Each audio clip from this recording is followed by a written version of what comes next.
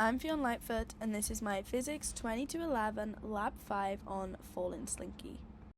So, the purpose of my lab is to predict the motion of a falling slinky and analyse the effects on the surroundings.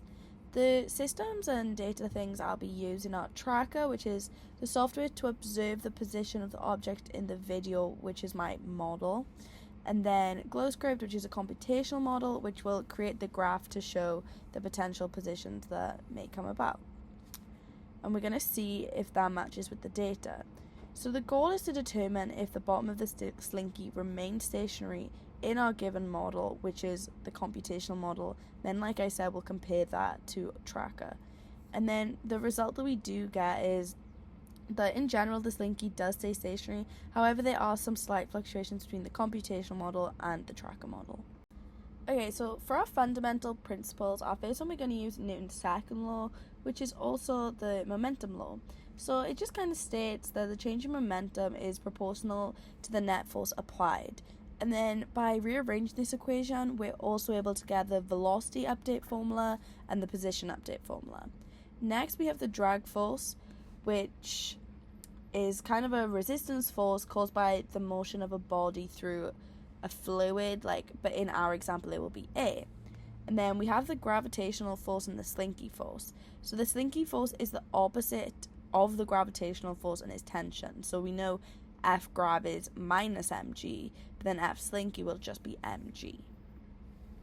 So then for our observed motion, we're using Tracker with this video, and then we have the mass of the slinky is 0.218 kilograms, the man's height is 1.75 meters, the initial position is as shown, so it's minus 1.632 times 10 to the minus 3 in the x, 2.725 times 10 to the minus 4 in the y, and then 0 in the z direction, and then the initial velocity is 0 due to being from rest.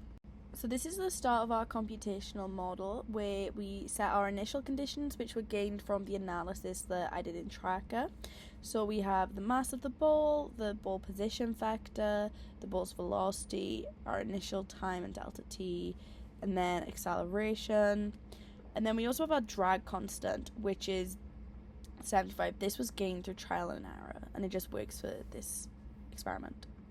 So in our first loop, we are trying to find when the bottom of the slinky remains stationary. So we do this by finding F net, which is where we have work, and then Ft, and then we just add them together. And then because we have found F net, we're able to do the velocity update and position update formula, which then we can plot a graph for this with our information. So now that the slinky is in a rest, F net actually won't be equal to 0 anymore. So all of these will be changing due to the force of gravity, and then, not the force of gravity, the force of the drag.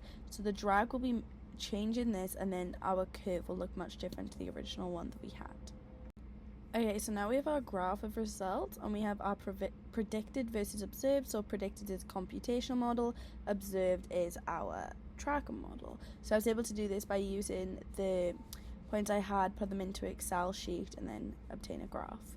So the results that we have are the graph, and then the possible errors are the observed motion will experience external forces which aren't accounted by the model. So there'll be fluctuations in the data, which basically means we can't account for wind in the computational model. Although we account for a drag force, there's also many other things that could be acting in different directions. And also then error number 2 would be human error, as we didn't place the center of mass exactly in the center in Tracker, as that can be very difficult to do sometimes. So then finally we can move on to our questions of why and what if. So why does the bottom of the slinky remain stationary? So the forces acting in the y direction, which is the vertical direction, are equal but opposite, so they will eventually cancel each other out.